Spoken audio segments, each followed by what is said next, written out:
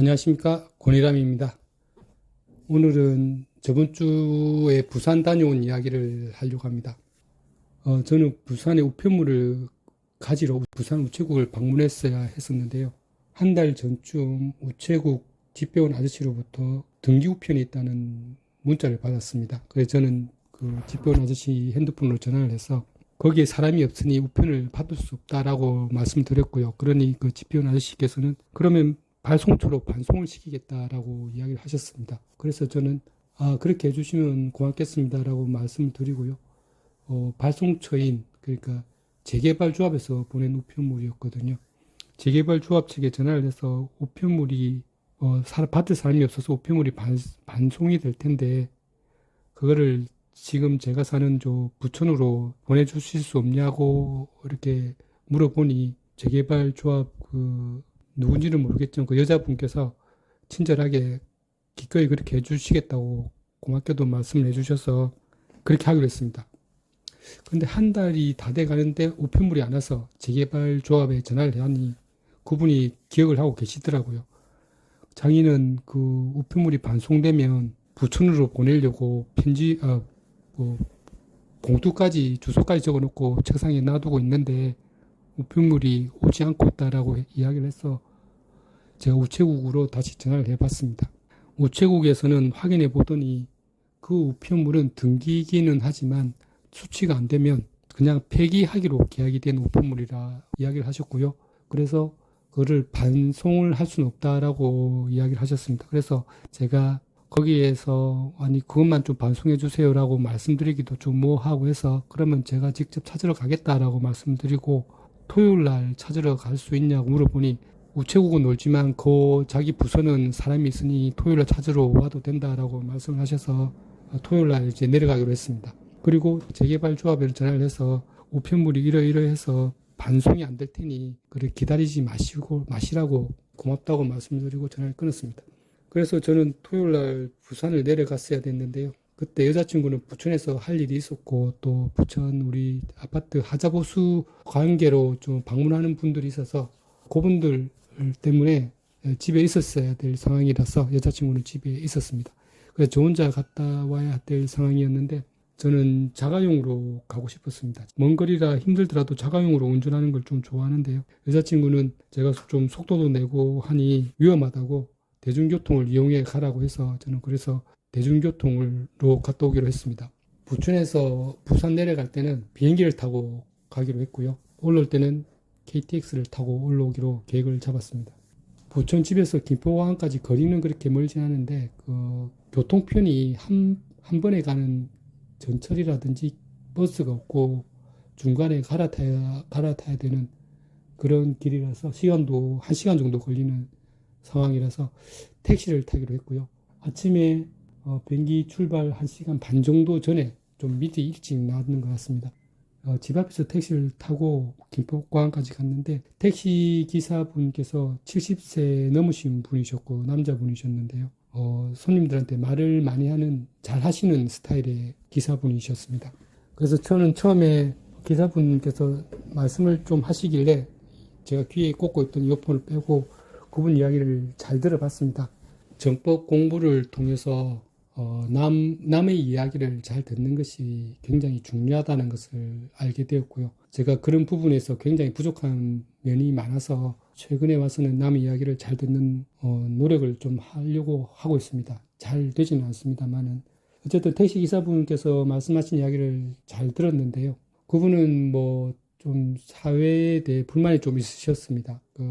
요즘 택배 하시는 분들이 돈도 많이 벌고 하는데 과로로 죽게 되면은 방송에서도 많이 다뤄주고 하는데 택시 기사들은 과로로 인해서 죽게 돼도 관심도 안 둔다는 말씀을 좀 하셨고요. 그리고 몸도 좀 최근엔 아파하셨다고 말씀하셨고 이런저런 이야기를 많이 하셨는데 저는 그 이야기를 들으면서 정말 우리 국민들에게 바른 가르침을 주는 이런 정법이 나왔는데 정말 안타까운 마음이 들었습니다.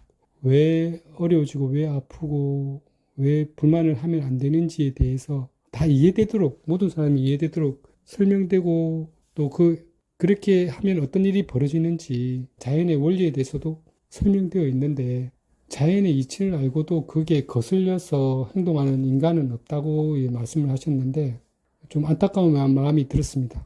사회에 대해서 갖고 있는 불만을 이야기하신다든지 그것이 옳다고 믿고 계시는 어떤 분별에 대해서 좀 안타까웠습니다. 물론 뭐 제가 남들보다 똑똑하지도 못하고 많이 아는 것도 아니지만 다만 이제 저는 정법을 들어놓으니까 그 원리를 이치를 알게 되는 거죠. 상대의 어려워진 이치, 아프게 되는 이치, 왜 불만을 하면 안 되는가에 대한 이치.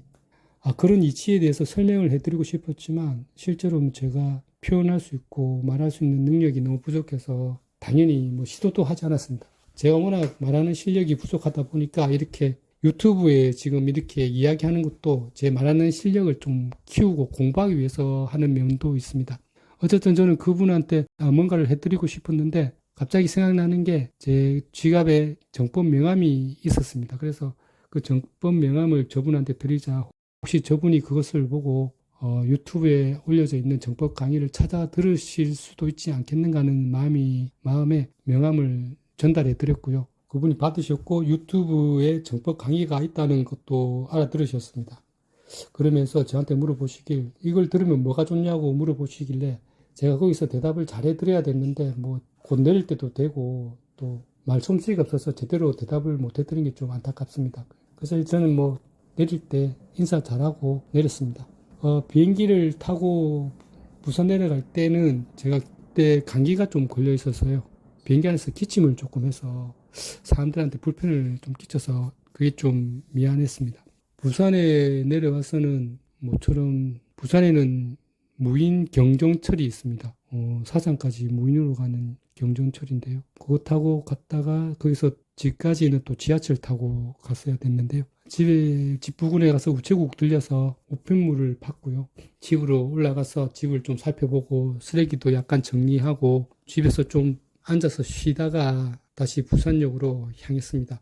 모처럼 고향으로 갔는데 마음은 편하지 않았습니다. 왜냐면은 저희들이 부산을 떠난 지가 2년이 넘었는데요. 저희들이 그렇게 좀 성장하거나 발전하지 못했다는 생각이 들어서 마음이 무거웠습니다. 우리 동네는 여전했습니다. 예전에 그 모습 그대로 있었고요. 우리 또 부산은 어르신들이 많은 곳이었고 우리 또 제 사는 곳 역시 어르신이 많은 곳이어서 크게 발전하거나 뭐 이런 모습은 보이지 않았습니다. 그래도 곧 우리 사는 동네에 재개발이 되니까요. 그때부터는 또 크게 발전이 되어서 멋진 곳이 될 거라는 기대감이 있습니다. 하여튼 저는 좀 마음이 무거운 상태에서 집에 있다가 부산역으로 향했고요. 부산역으로 가기 전에 또 어떤 재래시장에 들려서 여자친구가 사오라고 한 된장을 샀어야 됐는데 그 가게를 제대로 못 찾아서 심부름을 제대로 못했습니다.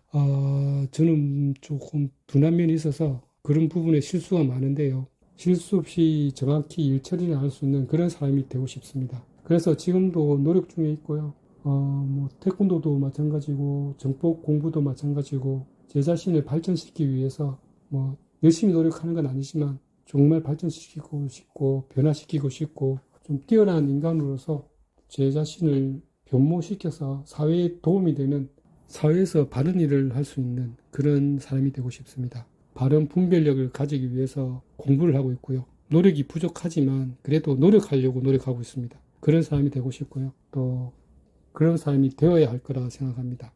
뭐 그것 외에 다른 길이 뭐가 있는지를 모르겠습니다. 우리 인간이 발전하는 것 외에 뭐가 있을 수 있겠습니까? 긴 이야기 들어주셔서 감사드립니다. 좋은 하루 되십시오.